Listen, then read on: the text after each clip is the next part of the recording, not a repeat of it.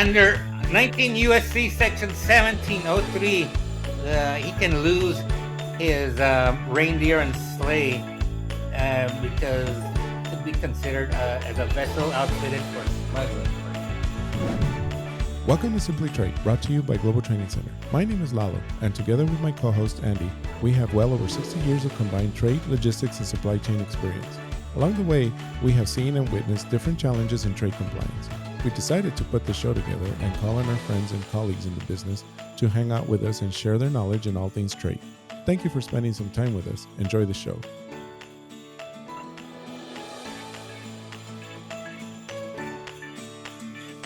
And we're back, Andy. Hello again. We're on for another show, and it's this time of year, Lalo, it's like we have been kind of crazy. As I think I had told you, you had tried to reach me, and I had just flown into DC and talked to you, and then I had flown back, and I had just got off the aircraft, and I'm standing in the jetway still. We're coming and going, and it's like it's been busy. So Christmas parties, receptions, end of year type stuff. So right, yeah, we just recently had our office party, and it was fun but strange because it's the first time that we did that in 3 years, I guess, because it was kind of strange that we did not have one last year or the year before, obviously because of COVID. But coming back, it's like, how long has it been? So, but yeah, same thing with us. we you just get busy, and all of a sudden, but we're hoping that people are not too busy to listen into this episode. I mean, we have a somewhat of a good show, a silly show, and fun show, all mixed into one. So hopefully this will lift somebody's spirits or something, I guess. Well, looking forward to it. This is always one of those where we have a little tongue in cheek, I guess, with the Christmas holidays as we're heading into all that. And I hope you keep your energy and your sanity up in this time of year. But won't you introduce our guests and let everybody know what we've got up our sleeve here today? I've worked with this person. His name is Oscar Gonzalez, and his wife for, I think, almost as long as I've been in the business. Gosh, I've been in the business 30 plus years, and I think I've known him that long.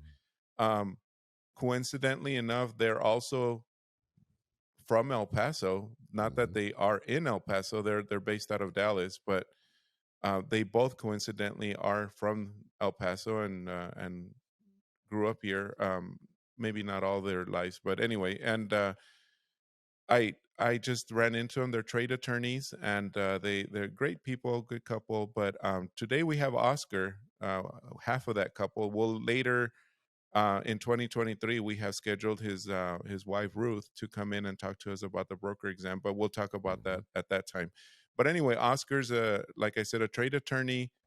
They have their own law firm in Dallas. Known him for many years, and what I've always liked about Oscar is that he always uses a different twist or turn on trade. He makes it quite entertaining. I don't think I've ever attended any of his either talks or conferences or trainings or what have you, where you're just not laughing. I mean, this guy, he finds a way to, I think he should have been a comedian at one point. Oscar, I'm looking forward to hearing what you've got to say about our Christmas holiday here as we're going through that. But it's a rare talent to be able to take anything from a regulation and or a law perspective and make it somewhat entertaining, because it's about as like, let's watch paint dry. It's about as fun going through this stuff. and by the way, he approached me and he says, let's do this topic right before we get started, just so everybody knows. The topic is Santa Claus a smuggler? Okay, so let's have him. Oscar, go ahead and why don't you let us know what's going on with that? Okay, so the answer is yes, he is. And I guess with it, and with that, we're done, right? Is that at that? Yes, that's it. We're done. Thank you, everybody. Merry Christmas. Poor Santa Claus kind of is in trouble. I suddenly feel under a great deal of pressure to be humorous. Now, I'm not No, exactly no. sure if I can live up to your expectations, but what happened is like a couple months ago, I was thinking about Santa as one does during uh, this time of season, and I realized that he is the world's biggest importer and exporter. That was my first thought. And the second thought is that, well, if he is the world's biggest exporter and importer, he's doing it all illegally. Uh, uh, because he's not filing anything. He doesn't have any records. He just flies into your home, and he breaks in and he steals your cookies. Sometimes they're edibles, and then he takes off. Uh, the FAA is looking for him. NORAD is looking for him. Always tracks him, um, and so so he is the world's worst, or is it the most successful smuggler? He's been doing it for such a long time. There you go. And I said, well, what would happen if he were to ask me, "Hey, Oscar, I've seen the light, the Christmas light, uh, it, it, and I would like to reform my ways. What can I do?" And I would say, well, first of all, there's a matter of the fees. That, We want to make right? sure you get paid for work Imagine, being done here. Yeah. imagine, because he's on the radar, so to speak, of so many countries. But I I would first require that he fess up and tell me, at least in the confines of the attorney-client privilege, um, what his real story is, because none of us can buy into his story, right? And like his story. His story is that he lives and works in the North Pole, right? That's his major story, and Right. Has his own you country, can apparently. well, here's the problem with that. Now, imagine in your mind Santa's house or a row of houses, and there he is sitting with his wife in a rocking chair, right? And with his little slave, I mean his little helpers, elves working, right? And look, and you look out the window. There's lots of trees, right? Trees, beautiful trees, Christmas trees, pine trees. Um, that is the first indication that it's all a ruse. He's not telling us the truth, because there He's are not no really in the trees. North Poles, what you're There are, implying there here, are right? no trees. I mean, here I can show you the picture. I don't know if you can see it. Here is Picture of the North 30 Pole. miles. That's 30 miles south of the North Pole, and this location is. Let me see if I can find it. Okay, this is Camp Borneo. It's a deserted camp from several decades ago. It's 30 miles south of the North Pole. But you can see there are no trees. There are zero trees. Because you know why there aren't any trees?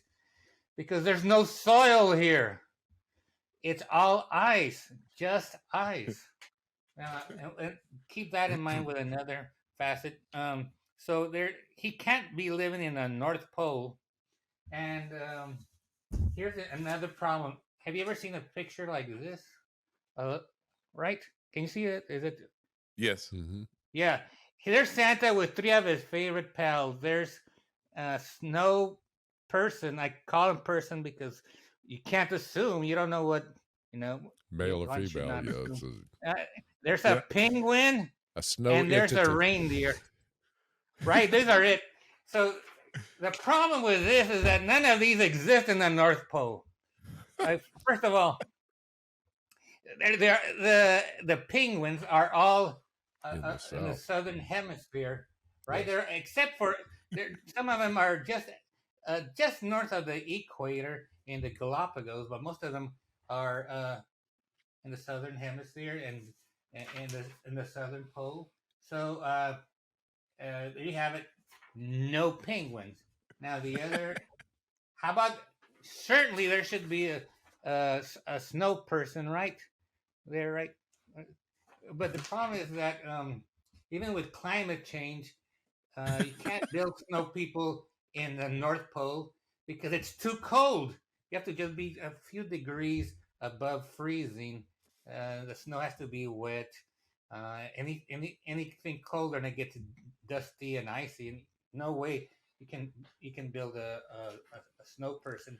Though some people have tried, and I've looked, and you can Google it, build a snow person, snowman in the North Pole or South Pole, and you can see the product from the people who tried. It's an awful workmanship.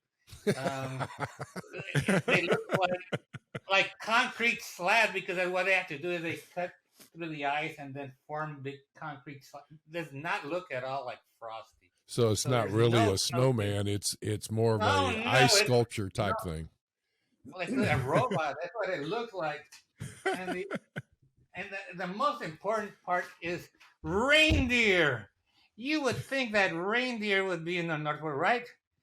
But if there's no vegetation in the North Pole, the southernmost place that the northernmost place that they'll live, I think, is in Russia or Norway, and that's so there are no reindeer. He cannot be living in the North Pole. He can't have a house there. So I realized, hey, there's an issue there. So hey, Oscar. Yeah, go ahead. Do you know, or have you seen, or are you familiar with the Marvel comics? You know, all this stuff, like Black Panther, for example. What I don't deal with childish subjects, Lalo. I just I was going to ask you. Themes. I have nothing to do with comic books. No, what are you talking about? I was going to say that. Serious. I'm in the news. I want to deal with real. No, who was it? I was going to say that North Pole could be like Wakanda. You know, people just don't see it. Maybe. But here's the That's issue. The magic factor. Science recognizes the North Pole as just water, just ice. It's not a continent, and it certainly is not a country. So there's the first issue with either export and import is country of origin, right? So when's the last time that you saw anything with a made in the North Pole label? Good question. Exist, right? I don't think I haven't seen it. Because it wasn't made in the North Pole. Otherwise it wouldn't be called country of origin. It'd be iceberg of origin label, and there's no such thing. So there's the first issue that Santa has, and that's why I would encourage him to be more accurate. You know, make sure his supply chain reflects whatever whatever origin is, and I would like to focus on the thing he's mostly known for, and that is toys, right? And the most more specifically, the kind of toy that I like, and that is a teddy bear. I think they're a teddy bear. So if we just think about the issues with importing teddy bears, by the way, I just brought this guy along just because I think he looks a lot like George Bush, and most people, does he look like anyway? But teddy bears, right? I won this teddy bear in Disneyland at a basketball shooting gallery. I made 4 jump shots in a row, by the way. So yay for me. But where was I? Country of origin. Now the funny thing is that if you picture again the Santa's factory, you can see it. It's in your mind's eye, and as advertisers can see like 10 maybe 7 something tables with a lot of small people. I won't use the word elves, and they're all working away, and they're using mallets, they're using screwdrivers, glue, nails, and things, and screwdrivers. Now, we were kids once. Did we ever get anything that looked like it was made with mallets, wood, and No, that doesn't happen, right? That's not, Well, and it doesn't happen by. It's made. They're never been made by little blonde people speaking English. That's not what happens, right? In fact, most of the toys, a large amount of toys, are made in China, right?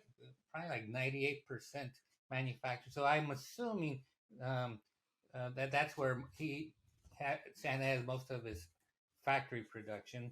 And if he does do that, I would also caution him that he has to start working with our federal government. I think the agency is called, what is it? the Consumer Product Safety Commission. I think one of so. them. Yeah, the Consumer Product Safety Commission. It has to be. He has to test these things before being introduced into the U.S. market, and these test results sometimes have to be made part of the entry documents with customs. So that's really important. What else can I tell you that I would tell him? I would warn him against some of his first of all, he enters and products. Well, he doesn't enter problem. That's the problem. He doesn't do customs entry, right? He doesn't do Circumvents the whole process here. So he's going to have to do a voluntary disclosure here.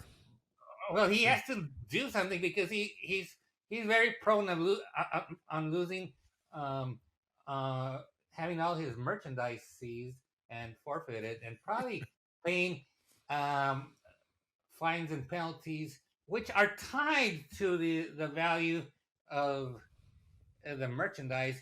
And I estimate he imports what, trillions of dollars a year. So imagine what the penalty would be, and even a mitigated amount would be a handsome amount. Well, the one thing about it, it would resolve the U.S. debt in one penalty, probably. I'm hoping Santa has the cash and the funds. Unfortunately, he had it. Unfortunately, he had it deposited on FTX. So I was going to say he probably had it in the cryptocurrency there. Under 19 USC Section 1703, he can lose his reindeer and sleigh because it could be considered as a vessel outfitted for smuggling, for example. And this is more interesting. Under 19 USC Section 1590, a statute that prohibits operating an aircraft or vessel without the appropriate lights. Without the appropriate lights. They've made a whole movie. They've made a whole movie. They've made a very popular song about how he cannot see through a simple snowstorm without the aid of a reindeer. A reindeer. And he jerry rigged a light onto the face of the reindeer, and that's the only way he got into the country. Now that's amazing, right? That's but anyway, that's some of the problems he faces. Let me know if you have any questions. I actually had to do some research because I usually don't deal with reindeer. Well, it's unauthorized use of airspace, obviously, into in and out of countries. It's the scenario. Now, you could say if he's got Rudolph out there leading his sleigh, he's technically got some lighting on his aircraft, shall we say. But it's questionable, isn't it? Sometimes he has it if he's not out and about. I mean, now the other thing he has to worry about is with the Animal and Plant Health Inspection Services of the U.S. Department of Agriculture. Right? He is importing reindeer without any there's the fish and wildlife too. That's correct. Did you know that under our laws, the only place the only country you can import into the USA, you can import reindeer is from Canada. And I don't think he's coming from Canada. Maybe he lives in Canada. Again, there are no penguin in Canada, so we have no idea where he's coming from.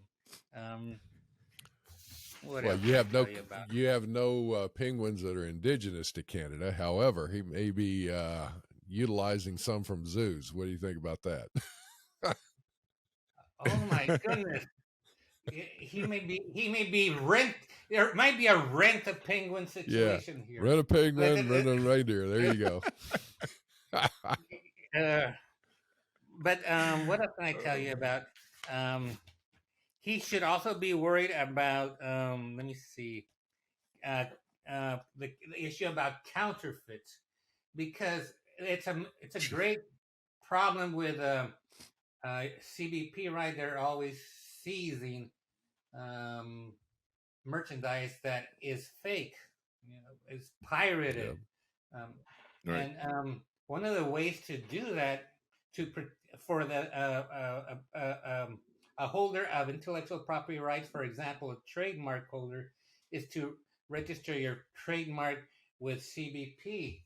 And I found an interesting and kind of relevant registration of a trademark. It's for something called Peach Peddler, the Peach Peddler. And there are, again, teddy bears. Like, they're not as cute as the one I just showed you, Vine, but it's pretty cute. But if you were the owner of Peach Peddler and her name is Chris, you don't want to protect your intellectual property rights, and this person obviously has by registering. Excuse me, the word is recording with CBP. Thereby alerting CBP that this merchandise may be coming in when it shouldn't be, the fake merchandise. And I think that's something. And if people do enough of that, they might actually hold Santa accountable. What else can I tell you? The one thing I would recommend. Yes, go ahead. What about?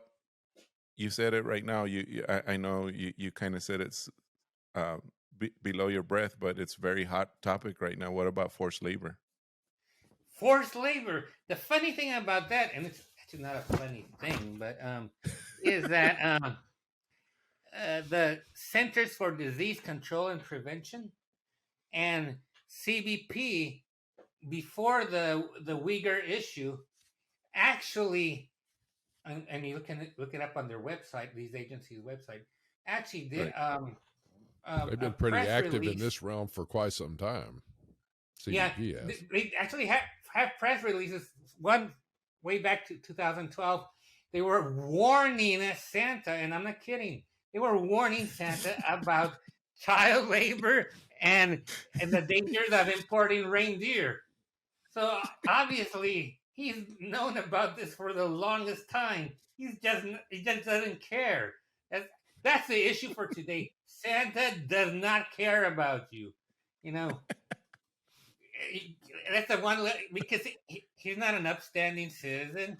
And what else can I tell you? He doesn't treat his reindeer well, and but that he feeds his he pays his labor with hot chocolate and I don't know, candy. Cookies, I guess cookies or candy. Cookies and candy canes and hot chocolate. There you go. Imagine if that's all you were fed all year round. I mean,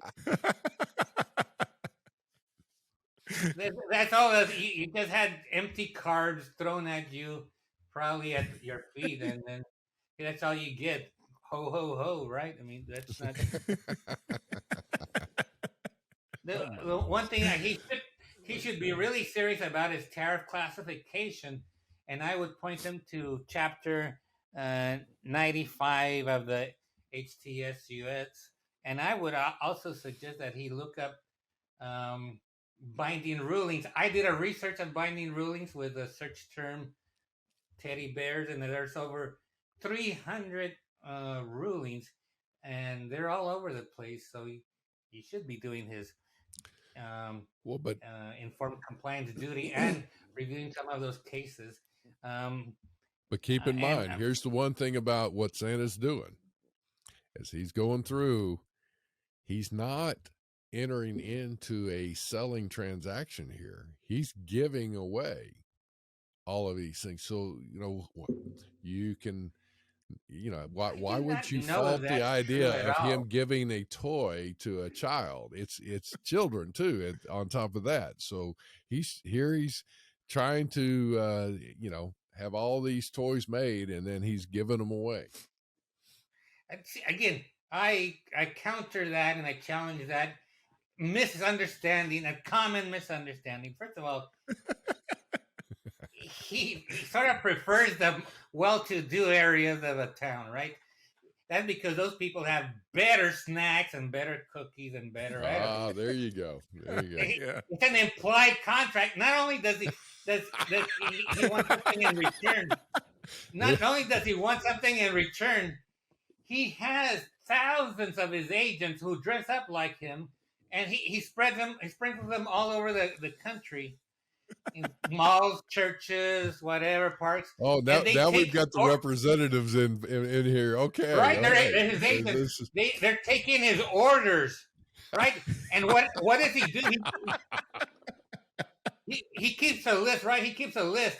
It's not for who's good or bad, but who's good or bad in terms of credit risk. It's like a credit rating, what's your credit score? That's why he's taking names. If he the higher credit, he's going to visit you. So it's not really giving. He's expecting a lot in return. That's interesting. I hadn't thought about it. Here he's got quite an organization that has infiltrated around the world, and not just around the US. World. It's not a cartel because there's only one. It's just one person doing it. Just him. He's got it's one monopoly power. So there you go, and the implied contract. I hadn't thought about that one. Is with the payment in milk and cookies, right?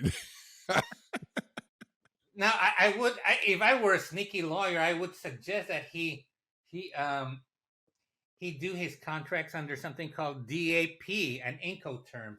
It's called delivered at place of, and Incoterms, as you know, are acronyms that dictate the liabilities and privileges under international sales agreement. What DAP does, it allows the manufacturer, the person selling the merchandise, to deliver to your doorstep and then wash their hands, and then you are responsible. You, the recipient, are responsible for customs compliance and insurance, or whatever. So I think that's what mostly Santa is doing anyway, because he's not paying attention to any of the compliance formalities. I do also wonder if he's taking advantage of something called Section 321, the de minimis rule. Do y'all know what that is? Yeah, the Section 321s. Oh, yeah. It's hey, you the vast majority of the gifts are probably less than $200. It's considered a non-entry. Okay, right. You have to raise it. The level is $800. Oh, that's right. It is $800. I'm sorry, I forgot about that. That's right. I was actually part of the group to help push that to raise it. It is $800. Since it's $800, that all of a sudden you have Amazon and other companies able to import without having to pay duties, and also, for example, avoiding the China tariffs, right? The steep China, and avoiding most of the entry requirements. I assume that he might be doing something like this. Whether he's doing it validly, I guess. Well, it's a de minimis entry, so it's considered, a non-entry type scenario is like that. Provided that you still declare it. There's the key thing. Provided you declare it, right? That's an issue. Don't think he's doing that. And the one thing about, and it is my only point about export compliance, because it's the only thing I really looked at, because it's such a humongous issue, and he has so many things so many varieties of merchandise. The one thing I looked at is because he's into lists. So I was wondering what would happen if I plugged in his name into the consolidated list of bad parties that our government publishes. Oh, the restricted If you party plug in, screening you there. just plug in Santa, you just plug in Santa, and you get like 10 hits. Which suddenly you wonder. Oh, really? Hey, wait a minute. Now I really have. If I'm an exporter or dealing with this guy, I really have to look at to see whether he's on the up and up. So, but that is my presentation. So your message through all of this is you better check out anybody that claims to be Santa Claus or any derivative thereof. you better make sure that the proper Incoterms are utilized and the right parties have been vetted before you do business. Right? My real message is to invest in a good security system for your house and make sure that it's Santa proof. That make sure that he doesn't come close to your home because you don't want to be involved with him. As an accessory to a smuggling operation, correct? Suddenly, right? That's what you would become. Oh my goodness, Oscar! This has been an excellent discussion. It's like it's one of those that some perspectives I haven't really heard on this. I've always heard that there's traditionally there's a lot of folks that will put out the problems with classification of what Santa's bringing forth and whatnot, but your spin on it's a whole different.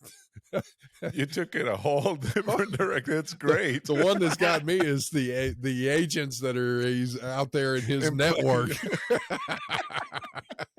Makes sense, doesn't it? I figured it all out. There you go. And the implied contract. That's the other one that it gets me. It's like with the appropriate milk and cookies out there. Yeah. Now, and a plug for me, if you were Santa, who would you hire, right? Well, there you go. Yeah, here I am, Santa, wherever you are. Leave your business card next to the cookies this year. Right? Yeah, there you go. Yeah. I haven't let him into my house, in our house, for a long time. I mean, I keep the fire on high in the chimney that night. Christmas Eve. And gonna have to do an anti-magic type thing over the fireplace there. Well, Oscar, that was awesome. Quite entertaining, I will say. Lila, I was like, you and I think we're chuckling throughout this whole ordeal. That's been it's a lot of fun. I couldn't stop laughing. Thank you, Oscar. I mean, you delivered. Just as I said, I did not undersell you, Oscar. I don't think. I mean, you always keep me entertained when your presentations. This is very typical of Oscar, actually. So if y'all ever have an opportunity to catch one of his webinars or trainings, gosh, you just got to do it. Or even read one of his art. I can't wait to see what you have for us for Valentine's or Easter. Oh heavens, the Easter Bunny is in trouble now. I don't need that kind of pressure, Lalo. I'm getting old here. Cupid, you better keep flying there, buddy. There we go. Yeah. Well, thank you, though. As we close this out, I will say that to our listeners and all of that is our hope that you have a fantastic, obviously we had a little bit of fun today, but we really do hope that y'all have a wonderful holiday season and that Merry Christmas from me and my family in the Memphis area. And Lalo, I hope you and even you, not even you, I didn't mean it that way, Oscar. I mean, it's just like you and your family as well. Merry Christmas to you. And hope that you have a good family time together. Yeah, same to you, Andy, and Oscar. I mean, I've known Oscar and his family, and we've had dinner a few times, and so I know him personally, and same. I mean, hopefully y'all have a good Christmas and New Year, and 2023 is as good as 2022 seemed to have been. I mean, I'm glad that I've seen business pick up on all ends, so hopefully it keeps on going that way. And so Merry Christmas to you, Ruth, and your daughter as well. See you next time. Thank you very much for joining us. Simply Trade is brought to you by the generous contributions of Global Training Center. You can follow the show and GTC on LinkedIn or Twitter and other social networks. Make sure you check out the show notes in the description for a full rundown of today's show with all the important links. Also, make sure that you share this with a friend and subscribe on your favorite streaming platform. We really like hearing from you. If you enjoyed the show, make sure to rate and review wherever you listen to this podcast. If you or someone you know would like to be a guest in the show or would like to sponsor Simply Trade or suggest any topic you would like for us to discuss, please contact us via email at simplytrade@globaltrainingcenter.com, or you can DM us on Twitter at simplytradepod. Thank you again for the privilege of your time. Happy trading.